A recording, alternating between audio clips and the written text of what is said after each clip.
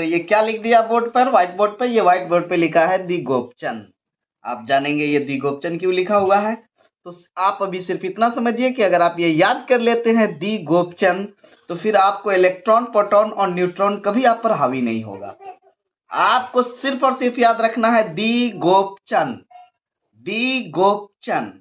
इससे आपको electron, proton और न्यूट्रॉन कैसे हावी नहीं होगा ये जान लीजिए। अब सबसे पहले दी पर आते हैं। दी में से टीएच निकाल दीजिए। टीएच का मतलब होता है थॉमसन, टीएच का मतलब होता है थॉमसन। और इसने आप जानते हैं आविष्कार किसका किया? ई का। ई कहते हैं इलेक्ट्रॉन को। तो इलेक्ट्रॉन के आविष्कार करने वाले का नाम था जे जे थॉमसन, तो आप उसको थॉमसन भी कह सकते हैं। तो जे जे थॉमसन ने आविष्कार किया इलेक्ट्रॉन का। उसके बाद आप देख रहे हैं लिखा हुआ है गोल्ड। गोप से जियो निकालिए, जियो से हो जाता है गोल्ड एस्टीन।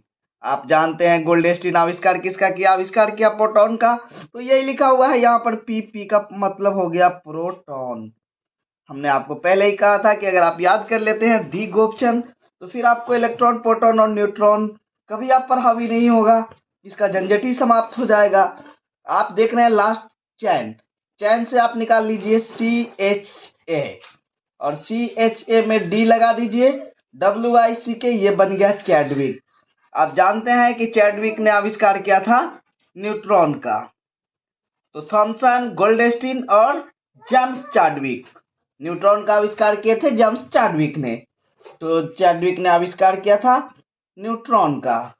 तो अगर आप सिर्फ याद कर लेते हैं दी गोपचंद, तो इससे आपको पता चला इलेक्ट्रॉन का थॉमसन ने, प्रोटॉन का गोल्डस्टीन ने और न्यूट्रॉन का चैडविक ने आविष्कार किया। अब आपको और बता देते हैं कि इलेक्ट्रॉन का आविष्कार कब हुआ, तो 1897 में हुआ। प्रोटॉन का आविष्कार कब हुआ, तो 1911 में हुआ। और न्यूट्रॉन का आविष्कार कब हुआ, तो 1932 में हुआ। और आप हमारे चैनल को सब्सक्राइब कर दें। अभी तक हमारे साथ बने रहने के लिए शुक्रिया, वॉच के लिए शुक्रिया, और हमारे चैनल को आप कर दें सब्सक्राइब।